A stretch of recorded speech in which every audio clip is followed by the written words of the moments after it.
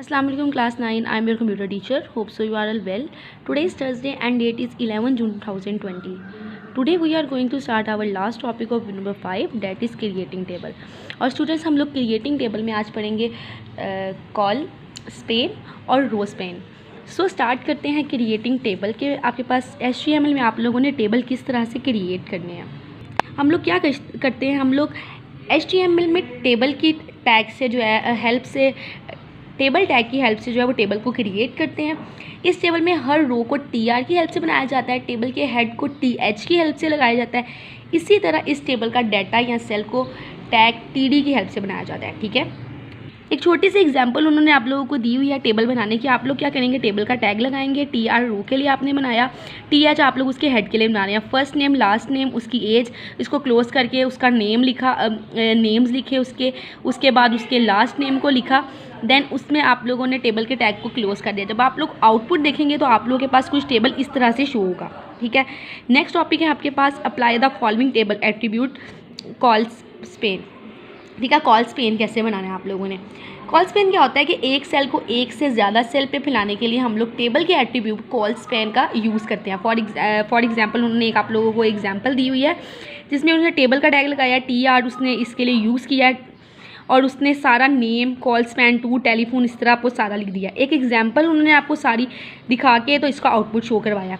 मैं आप लोगों को इसका आउटपुट शो करवाऊंगी, लेकिन पहले आप लोगों को इसको सारा डिस्क्राइब कर देती हूँ कि इसके अंदर आपके पास लिखा क्या हुआ है. लास्ट में उन्होंने आपको बताया हुआ है रो स्पैन क्या होती है. रो स्पैन में क्या होता है कि अगर हम एक रो को एक से ज़्यादा रोज़ तक फैलाना चाहते हैं तो इस मकसद के लिए हम लोग टेबल का एट्रीब्यूट रो स्पैन यूज़ करेंगे. फॉर एग्जांपल उन्होंने आप लोगों को फिर उसी तरह एग्जांपल दी हुई है जिस तरह उन्होंने पहले दी हुई थी, बस उधर उन्होंने कॉल स्पैन को यूज़ किया था, इधर उन्होंने रो स्पैन को यूज़ किया. तो हम लोग इसकी एग्जाम्पल एक करते हैं ताकि आपको पता चले आप लोगों ने किस तरह से ये काम करना है. एक एक्टिविटी है, जब मैं आपको ये सारा सब बता दूंगी तो आपको पता चल जाएगा कि आप लोगों ने एक्टिविटी को किस तरह से परफॉर्म करना है. सो स्टूडेंट्स, ये आप लोगों के पास एक टेबल का मैंने लिखा हुआ है, एक कोड लिखा हुआ है जिसमें मैंने अगर तो मैं आपको सिंपल इसी तरह करवाती, बॉडी के अंदर सारा टेबल का बनाती, तो आप लोगों के पास जो थे एक प्रॉपर टेबल नहीं परफॉर्म होना था. इसीलिए मैंने स्टाइल का एक टैग लिया, उसके अंदर मैंने फॉन्ट वगैरह उसकी विड्थ और बॉर्डर को सेट किया. ये सर आप लोगों के पास कोड है, ये बहुत ईजीएस्ट कोड है. इसको मैंने ऑलरेडी सेव किया हुआ है. जब हम इसको खोलेंगे तो आपके पास आउटपुट कुछ इस तरह से नज़र आएगा.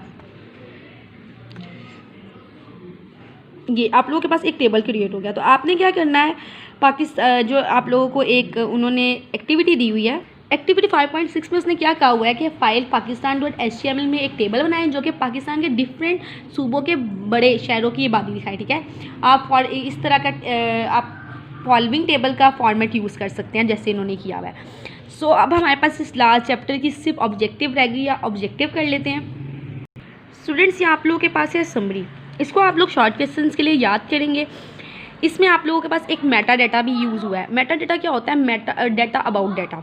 ठीक है, डाटा के बारे में जो डाटा होता है. ठीक है, सो ये सारा आप लोगों का वही काम है जो हम लोग पूरे चैप्टर में पढ़ चुके हैं. अब आप लोगों के पास है ऑब्जेक्टिव. ऑब्जेक्टिव का फर्स्ट है हमारे पास MCQs. अब पहला MCQs हमारे पास क्या है कि an individual list item that can contain another entire list card. एक लिस्ट जो कि अपने अंदर एक और लिस्ट रख सकती है, वो क्या कहलाती है, वो हमारे पास क्या थी, नेस्टेड लिस्ट थी. HTML is not a dash language. HTML एक डैश लैंग्वेज नहीं है, तो प्रोग्रामिंग लैंग्वेज नहीं है HTML. Web pages can be created and modify by using web page को डैश का यूज़ करते हुए बनाया जाता है या तब्दील किया जाता है. तो ये इसमें हम सब में कर सकते हैं, टेक्स्ट एडिट में भी, नोटपैड प्लस में भी, नोटपैड में भी. तो इसका आंसर होगा all of above. An HTML element usually consist of a dash tag. एक HTML एलिमेंट आमतौर पर डैश टैग पर कंसिस्ट होता है. तो वो हमारे पास किस किस पे होता है, स्टार्ट और एंड टैग पे, मतलब थर्ड ऑप्शन. नेक्स्ट है आप लोगों का the dash element is a container for Meta data. जैसे मैंने पहले बताया मेटा डाटा क्या होता है, डाटा अबाउट डाटा. तो ये डेफिनेशन आ सकती है, what is Meta data.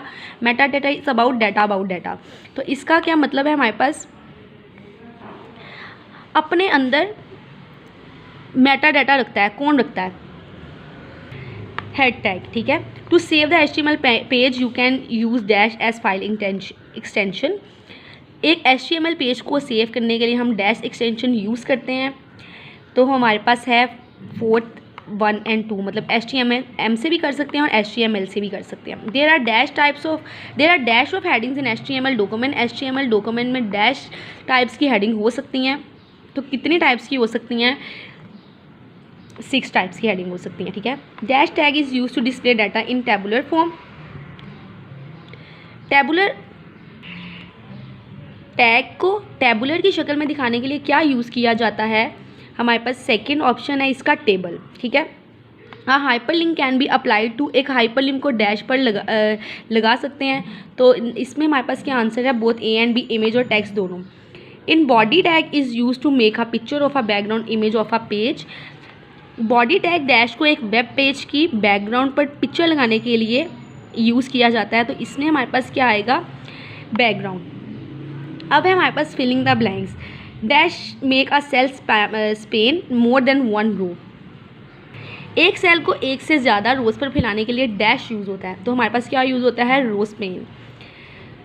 Bye clicking on special text called dash which being you to the next page. हम एक ख़ास टेक्स्ट जो कि डैश कहलाती है पर क्लिक करके दूसरे पेज पर जा सकते हैं। तो ये मैंने आपको पढ़ाया था। इधर आना है हमारे पास hyperlink. The dash attribute specify the foreground colour of a web page. एक वेब पेज के टेक्स्ट को अपनी मर्जी का कलर देने के लिए डैश का एट्रीब्यूट यूज़ करते हैं। तो ये हमारे क्या आ गया? Text. In HTML image are defined with the dash tag. HTML में पिक्चर डैश के टैग यूज़ करते हुए लगाई जा सकती है। तो हमारे पास इमेज IMG, ठीक है, इधर आएगा IMG टैग इस ब्रैकेट्स में। Dash refers to the way tags are used to define the page layout and element within a page. Dash एक तरीका करता है जिसको यूज़ करते हुए पेज की लेआउट डिज़ाइन करते हैं और दूसरे एलिमेंट्स लगाए जाते हैं। तो इधर हमारे पास क्या आएगा? यहाँ पे डैश रेफर्स करता है जिसको यूज़ करते हुए पेज की लेआउट डिज़ाइन करते हुए और दूसरे एलिमेंट्स लगाए जा सकते हैं। तो इधर हमारे पास आंसर आएगा a markup language. 6 that HTML is a computer language which is used to create dash. HTML एक कंप्यूटर लैंग्वेज है जो कि डैश बनाने के लिए यूज़ होती है। तो ये हमारे पास आएगा अ वेब पेज बनाने के लिए यूज़ होती है HTML। Dash tag makes the enclosed text bold. Line को डैश टैग टेक्स्ट को बोल्ड करने के लिए यूज़ होता है। तो वो हमारे पास कौन सा टैग था? B tag. आपने इसको देखना है ब्रैकेट में B. Dash tag makes tags and text that are not directly displayed on the page are written in dash section. ऐसे टैग्स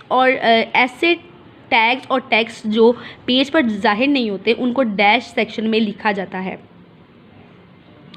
तो इधर क्या आएगा हमारे पास? हेड टैग, ठीक है। अब 9th है, dash tag is used for inserting a line break.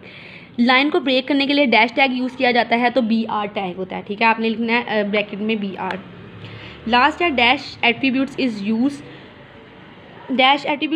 With image tag to display the text if image could not load in browser. अगर वेब पेज पर पिक्चर ना नज़र आए तो इसकी जगह टेक्स्ट लगाने के लिए डैश टैग इस्तेमाल होता है। तो इधर लास्ट में हमारे पास क्या आएगा? ALT ऑल्ट, ठीक है। तो ये था आप लोगों का चैप्टर नंबर 5। आज आपका सिलेबस कंप्लीट हो गया। आपने क्या करना है? शॉर्ट क्वेश्चंस देखने हैं, बहुत इजी से इसके शॉर्ट क्वेश्चंस नहीं करने हैं और इसकी आउटपुट आप लोगों ने फाइंड करनी है। अब देखना है कि इसकी आउटपुट क्या आएगी आपके पास।